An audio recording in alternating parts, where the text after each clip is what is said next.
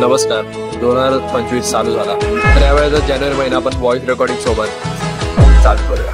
1 जानेवारीला मराठी इंडस्ट्रीकडून मुक्काम post Bombilwadi with Prashant Damle and other superhit caste.